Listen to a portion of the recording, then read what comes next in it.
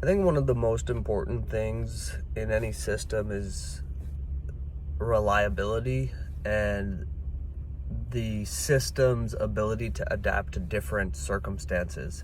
And the more things that a system can adapt to, the more or the less fragile it is, right? So meaning if a system is dependent on 100 things to go right,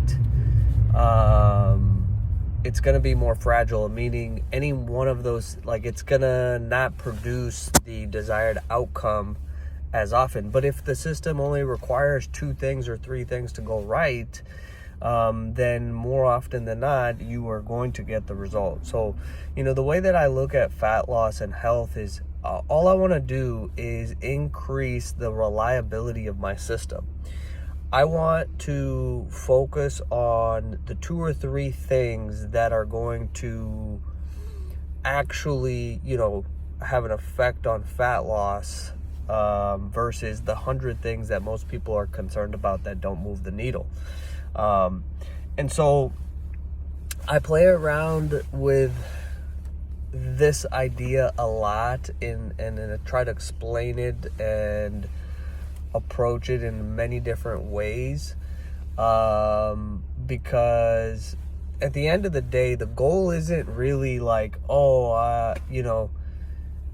to have everything perfect and then you lose fat. The goal, in my opinion, and what most people really want, is you want to get lean and stay lean no matter the circumstance. You want to get strong and healthy and lean no matter the life circumstance.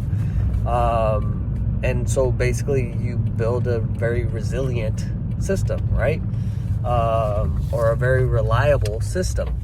And so with that being said, man, people really love to take their time crossing the street.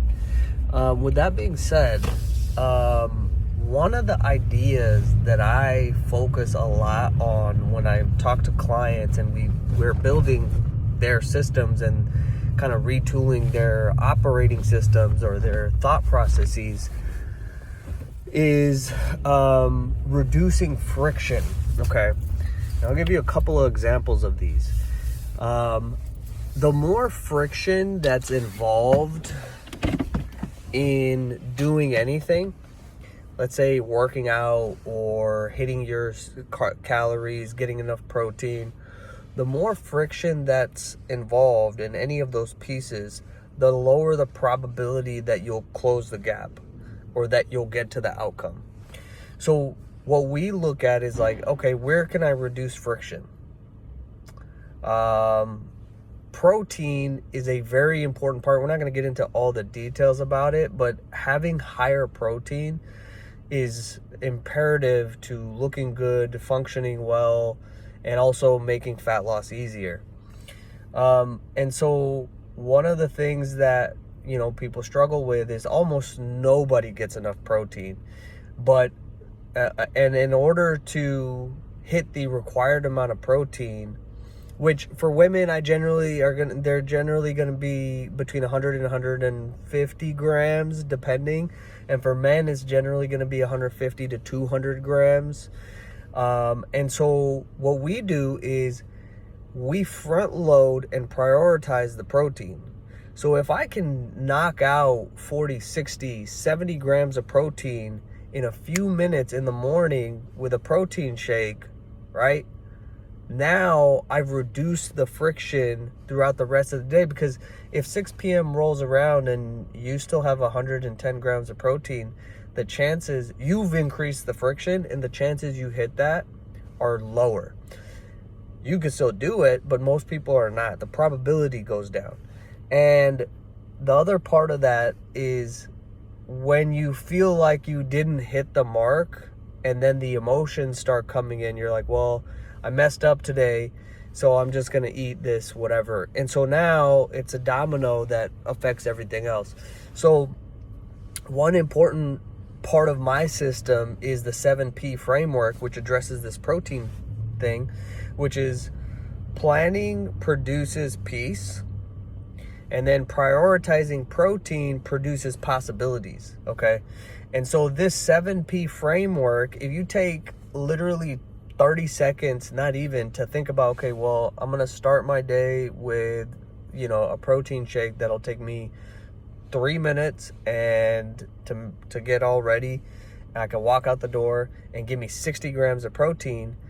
Now, as I'm going through the day, since I prioritize the protein portion of my calories, I have produced possibilities, meaning I have more options. I can adapt to more things.